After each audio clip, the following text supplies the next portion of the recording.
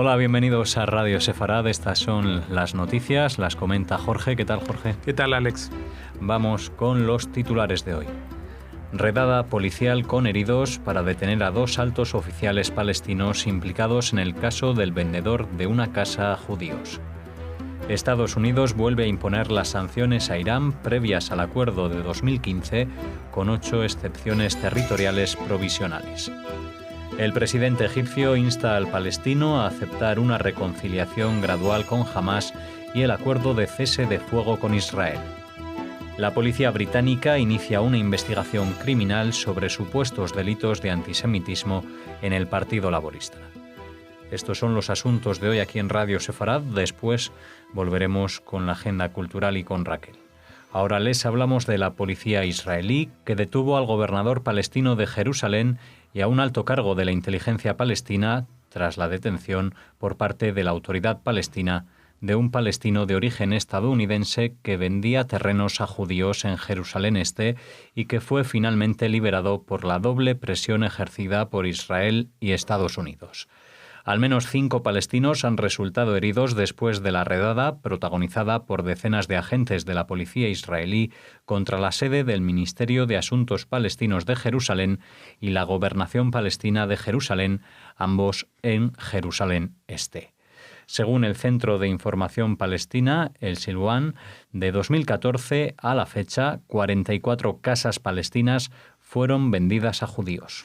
Sí, ya hemos hablado de esta noticia, hoy salió publicada nuevamente y por eso la traemos, porque en un principio habíamos dicho que hace cosa de una semana habían detenido a estos 2 personajes, el gobernador palestino de Jerusalén, que es un personaje, no sé muy bien de qué se ocupa porque Jerusalén evidentemente no está administrada por la autoridad palestina, y un alto cargo de la inteligencia palestina. Estos mismos 2 personas hace 2 semanas o una semana y media fueron detenidos porque habían secuestrado, mantenían detenido en situación totalmente ilegal a un palestino que es también estadounidense, en realidad nacido en Estados Unidos, y que tenía una casa en el barrio de Jerusalén Oriental, que la vendió o estaba por venderla a una empresa judía o a un particular judío. Y eso lo habíamos explicado ya cuando dimos esta noticia originalmente, es según las leyes de la autoridad palestina, esto está condenado incluso con pena de muerte. Esto es increíble, aunque la pena de muerte todavía no se ha aplicado en ningún caso porque la ley dice de que tiene que dar su visto bueno el presidente, y Mahmoud Abbas ahí juega el papel del bueno, del polibueno, y solamente lo deja en una cadena perpetua. Pero fíjate qué castigo por vender una casa a un judío. ¿Por qué es esto? Porque dice que esto es vender la casa al enemigo y judeizar. Judeizar, que es una palabra que en muchos países del mundo no significa nada, pero aquí en España tiene que saltar las alarmas de todo el mundo, porque aquí era la palabra que utilizaba la Inquisición. Cuando alguien supuestamente se había convertido, pero judeizaba, quiere decir que seguía creyendo en su Dios original en secreto.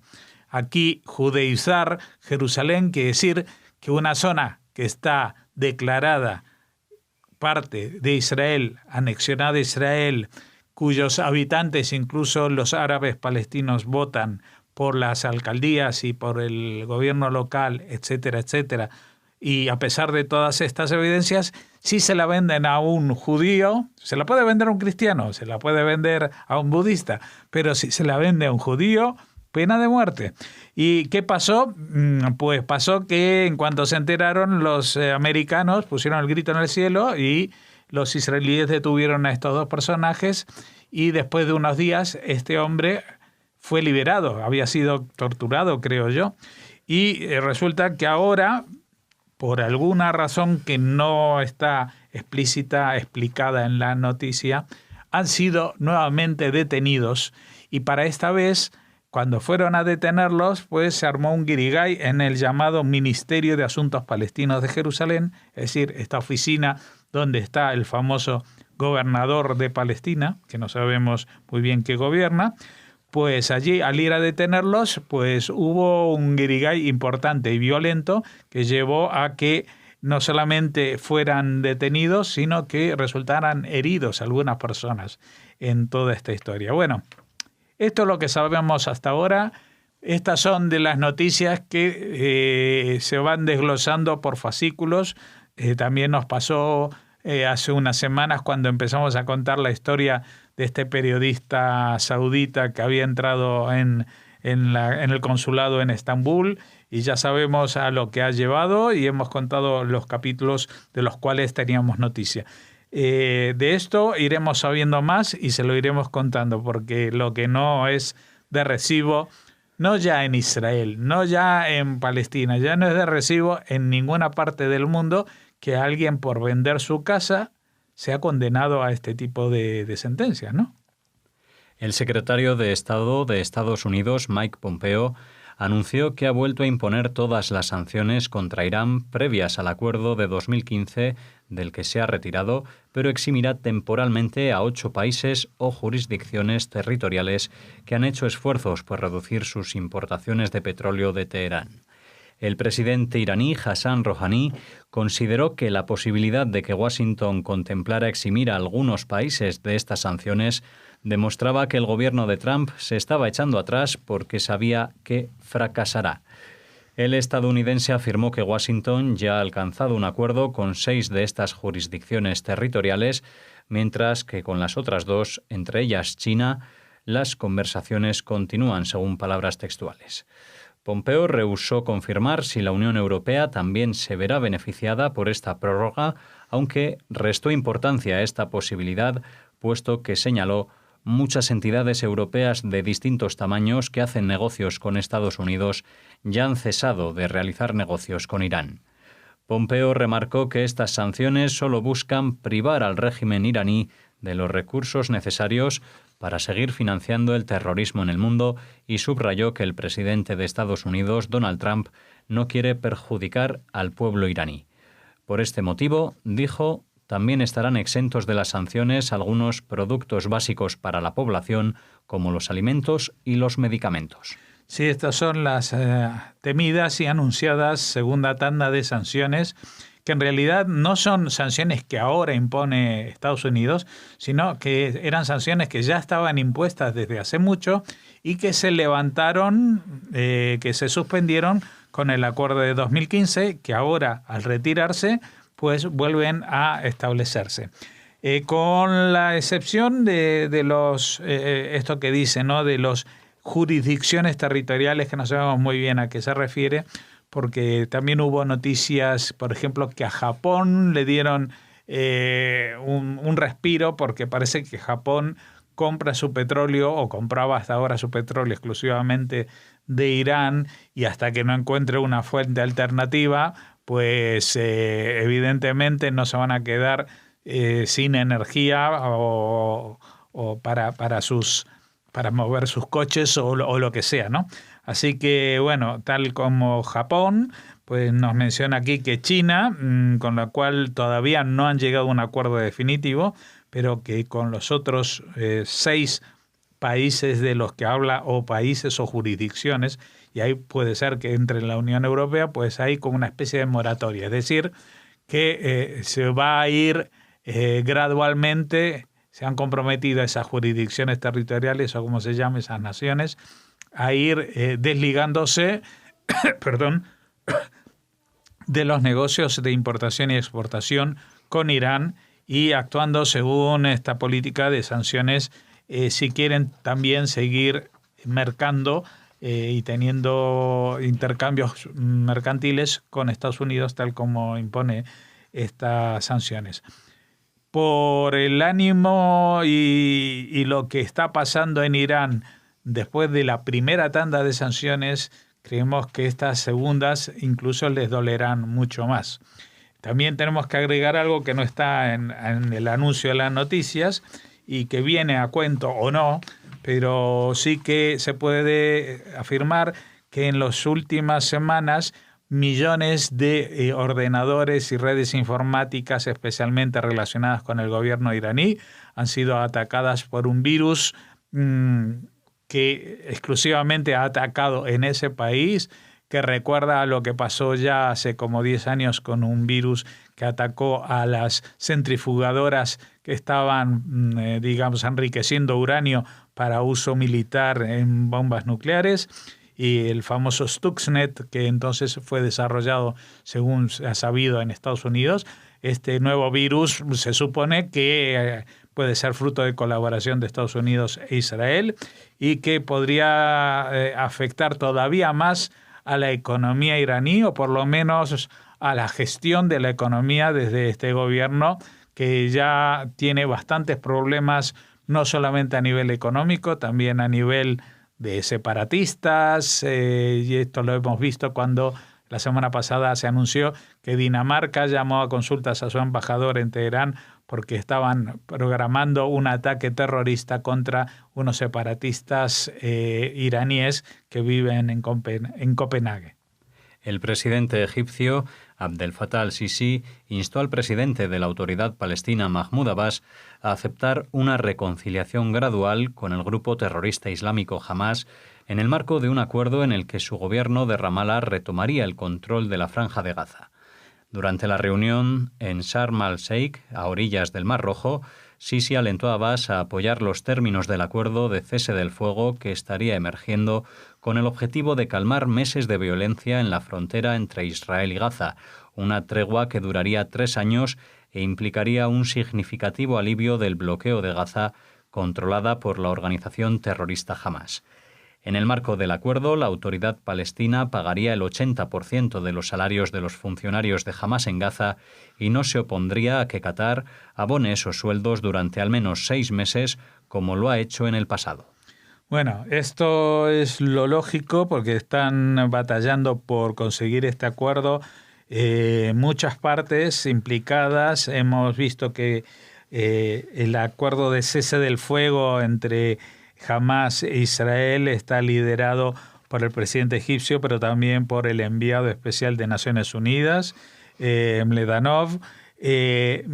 Pero hay alguien que está poniendo palos en las ruedas y es justamente Mahmoud Abbas, que sigue presionando porque no ha llegado a este entendimiento de reconciliación palestina entre las dos partes, las de Ramallah, las dirigidas desde Ramallah y las dirigidas desde Gaza.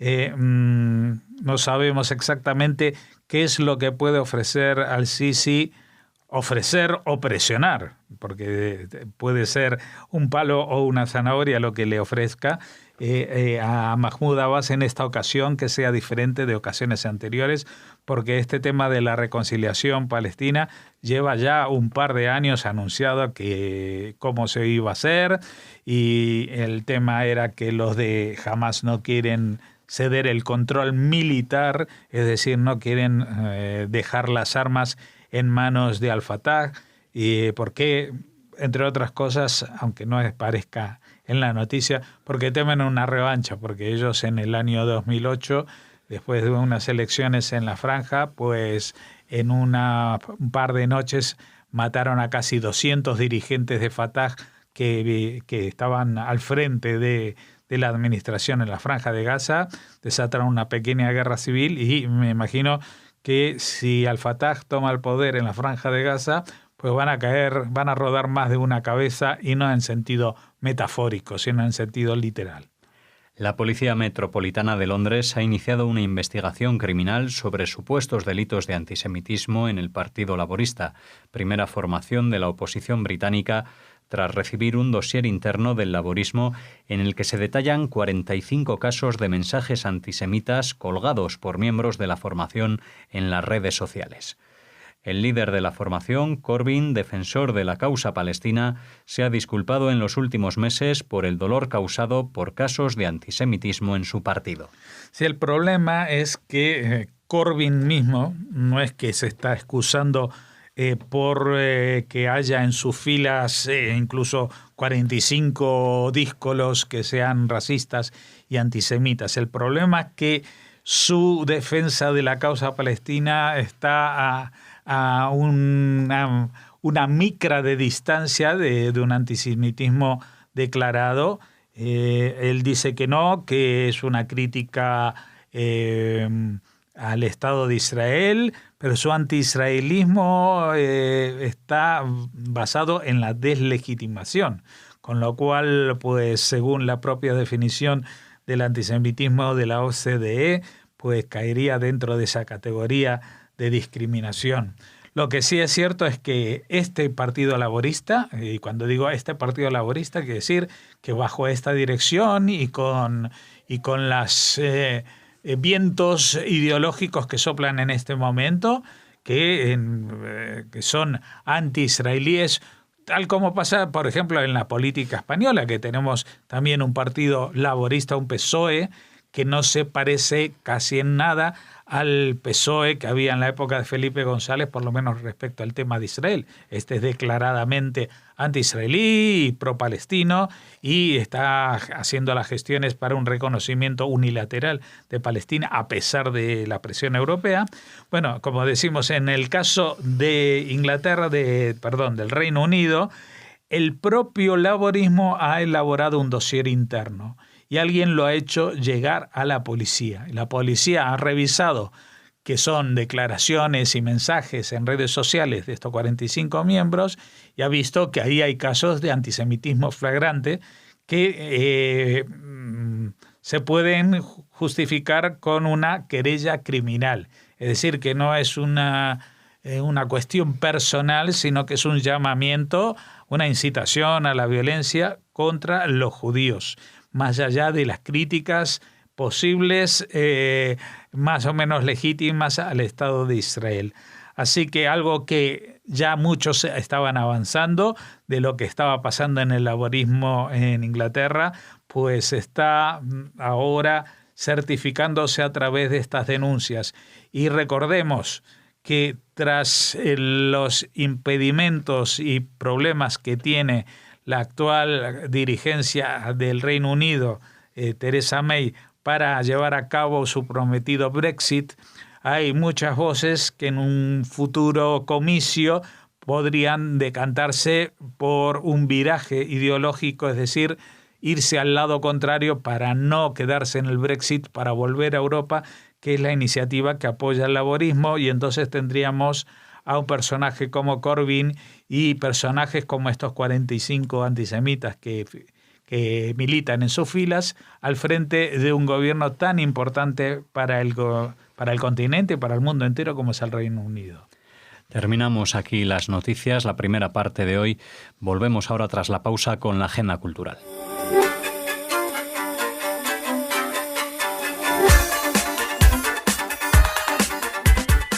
Empezamos la segunda parte de las noticias de hoy, la agenda cultural. Hola Raquel. Hola Alex, hola a todos. Cuéntanos qué tienes preparado para los oyentes. Buenas noticias todas. Bueno, muy bien. Empezamos la semana después de las noticias de los lunes. Comenzamos con la buena noticia de que ya se ha reabierto la sinagoga de Córdoba. Llevaba 11 meses en obras para restaurarla y vamos a usar ese término tan de moda y tan horrible, ponerla en valor, que es que estaba el cartel, restauración y puesta en valor, que es me indigna ese término, pero bueno, ya la han restaurado. Pero han hecho su trabajo, ¿no? Sí. La han revalorizado. Eso, la han revalorizado, exacto. Se retoman las visitas públicas de martes a sábados de 9 de la mañana a 9 de la noche y los domingos de 9 de la mañana hasta las 3. Los lunes cierra, como la mayoría de espacios culturales de la red pública andaluza. ¿Qué actuaciones se han realizado en la sinagoga? Bueno, pues se han introducido mejoras en la denominada Casa del Portero, restituyendo su cubierta y resolviendo los problemas de humedad. También se han sustituido las antiguas instalaciones de suministros y se han adecuado sus plantas baja y alta para acoger dependencias administrativas y auxiliares. Igualmente se ha actuado en la restauración de la fachada mediante resanado, enlucido y encalado. Por lo que respecta a la propia sala de oración, se han sustituido todas las ventanas superiores por otras nuevas que permitirán una mejor aireación y ventilación del espacio, ayudando así a evitar esos problemas de humedad que tenía la sinagoga. La actuación ha incluido la limpieza de las yeserías y una consolidación del basamento de fábrica de ladrillo, piedra y tapial que conforma el zócalo perimetral de esta sala de oración. Son vestiditos nuevos para esta sinagoga tan hermosa, tan importante para nosotros. Además, comentarles que las excavaciones arqueológicas han permitido localizar la estructura de una casa con muros y habitaciones en torno a un patio en la que se integra un mikvé, elemento, ya saben, imprescindible en el ritual judío. La sinagoga, construida en 1314, está datada como la más antigua de las catalogadas en España y es el segundo monumento más visitado en Córdoba tras la Mezquita Catedral. Uh-huh. Bueno, pues ya pueden visitar de nuevo esta sinagoga, ¿no? Ya pueden... Yo la última vez que estuve tuvimos suerte, íbamos con unos amigos y nos servía de guía Antoñita, que es una oyente querida de Radio Sefarad, cordobesa, y la verdad es que estábamos solos en la sinagoga y fue un placer estar allí, aunque fuera. Se lo diré a mi tía, que hoy me escribía desde Córdoba, precisamente desde el centro Sefarad. Ahora puede ir a la sinagoga también, además mañana, que está abierta. Eso. Bueno, continuamos. Hablamos ahora de unas jornadas de estudios históricos locales que se celebran en Menorca a través del Instituto de Estudios Baleares y que están dedicadas a los judíos en las Islas Baleares con el título Presencia, Expulsión y Represión. Coincidiendo con los 1600 años de la circular del obispo Severo de Menorca sobre la conversión de los judíos que se promulgó en el año 418. Hace unos años estas jornadas se realizaron en Ibiza en 2017 y también en Formentera en 2016. Ahora es el turno de Menorca, que indaga en las huellas que dejaron en esa isla los judíos. Son 9 ponencias y 5 comunicaciones que ofrecerán una visión de conjunto del paso de la cultura judía por las Islas Baleares y particularmente por Menorca. Un especial peso tendrá el repaso de la expulsión de los judíos, según se relata del documento de uno de los primeros obispos católicos de Menorca y la reconversión de muchos de ellos al catolicismo, en la conversión forzada. Los organizadores de estas jornadas quieren aportar datos que expliquen la historia de los judíos en Menorca, puesto que se desconocen muchos de estos datos que ayudarían a entender el sino del pueblo judío o las vicisitudes de aquellos que vivieron momentos difíciles por tener una determinada creencia y religión. Pues dábamos el salto hasta Menorca, desde Córdoba, y ahora no sé a dónde nos trasladamos. Al mundo literario. Bueno, un mundo imaginario o ficticio, no, real. Es una novela, pero está basada en una historia real, la de uno de los tatuadores de Auschwitz. Permaneció durante 50 años en silencio, no reveló a nadie su trágico trabajo en Auschwitz, pero ahora Heather Morris firma este libro que se llama El tatuador de Auschwitz y que presenta espasa narrativa. Está basado, como les decimos, en la historia real de Lali y Gita Sokolov, 2 judíos eslovacos que consiguieron contra todo pronóstico sobrevivir al Holocausto y que se conocieron cuando él la tatuó a su llegada a Auschwitz. Para Lale, los días transcurren entre el horror y su trabajo como tatuador de prisioneros. Entre estos prisioneros se encuentra Gita, una joven de la que queda enamorado. En ese momento, la vida de Lale cobrará un nuevo sentido y harán todo lo posible para que Gita y el resto de prisioneros sobrevivan. Después de la guerra, la pareja decide mudarse a Australia para poder comenzar de nuevo. Tras la muerte de Gita, Lale siente el peso de su pasado y la irremediable necesidad de contarlo. Esta es su historia. Bueno, pues una historia que seguro no deja indiferente a nadie, al menos el planteamiento, ¿no? Parece... Sí. Desde la editorial lo comparan con La lista de Schindler, ¿vale? La bibliotecaria de Auschwitz, o con El niño con el pijama de rayas. Bueno, si es con esa última comparación, ¿no? Con esta vamos a correr un poquito, un estúpido velo. Sí, eso. Me atrevo a decir, habiendo leído ese pequeño libro. Sí.